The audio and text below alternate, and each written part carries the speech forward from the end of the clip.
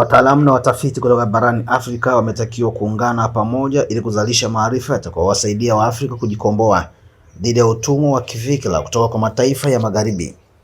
Wito huu umetolewa na mwenyekiti wa kigoda cha Mwalimu Nyerere Profesa Alexander Makulilo wakati wa mkutano wa 17 wa kimataifa wa kumwenzi baba wa taifa hayati Mwalimu Julius Kambarage Nyerere, ambapo amesema umoja ndio nyenzo itakayowawezesha wataalamu na watafiti kuzalisha maarifa yatakayowezesha nchi za Afrika kuwa na maendeleo sambamba na kutoa mwelekeo kwa vijana. Tukio la leo ni mfululizo wa matukio ambayo tunayafanya kila mwaka mwezi kama huu, na tukio hili limekuwa likifanyika tangu mwaka 2008 na sasa ni mara kama ya 17 tunafanya tukio hili.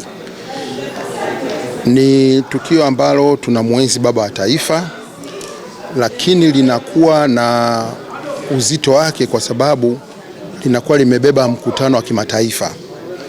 Kwa hiyo leo tulikuwa tunaendelea kwa siku 3 kama tulivyozungumza hapo awali kwamba tuna mkutano tarehe 28, 29 na 30 mwezi huu ambao theme yake Geopolitics, Development and the New Visions for Africa.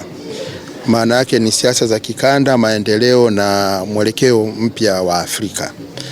Kwa hiyo tutakuwa na mjadala mkubwa wa kuweza kuangalia nafasi ya Afrika katika ulimwengu huu ambao una mataifa ya kibabe, ambayo mataifa kila moja linavuta huku na kule.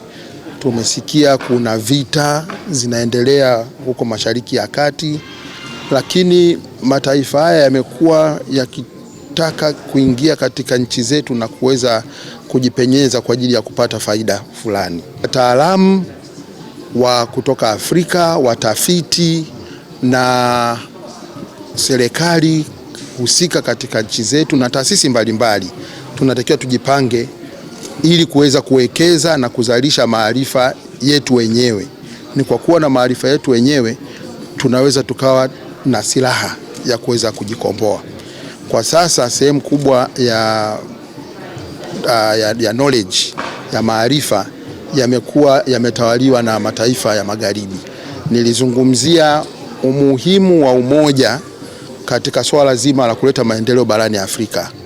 Kwa hiyo tumeona umoja kama nyenzo ya kuleta maendeleo katika ngazi ya nchi, katika ngazi ya kikanda, lakini katika ngazi ya Afrika kwa ujumla. Bila umoja hatuwezi kupambana na mataifa haya makubwa ya kimagharibi.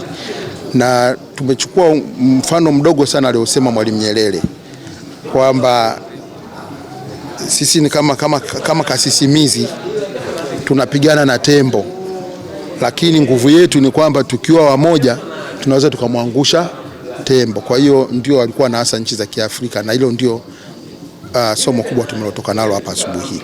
Naye mwenyekiti mstaafu wa kigoda cha Mwalimu Profesa Issa Shivji akizungumza na waandishi wa habari wakati wa mkutano huo amesema wa sasa upo muhimu kwa nchi za Kiafrika kuungana ili kupambana na ubeberu sambamba na kuwasaidia vijana namna ya kuondoa ubeberu barani Afrika. Katika hali ya ulimwengu uliopo, Afrika kwa kweli haiwezi ikasimama kidete bila kuungana, kwa sababu Afrika tuna nchi kama 54 sasa, na nchi zingine ni nchi vidogo vidogo, na nguvu za ubeberu kwa kweli huwezi ukastahimili kama ukiwa peke yako. Kwa hivyo katika kipindi hiki umuhimu wa umajumui wa Afrika, Pan-Africanism, ni muhimu zaidi kuliko vipindi vyote vilivyopita. Na kama hasa vijana hawakusisitiza sana na hawakuweka wao mstari wa mbele kupigania umajumui wa Afrika, utakuta kwamba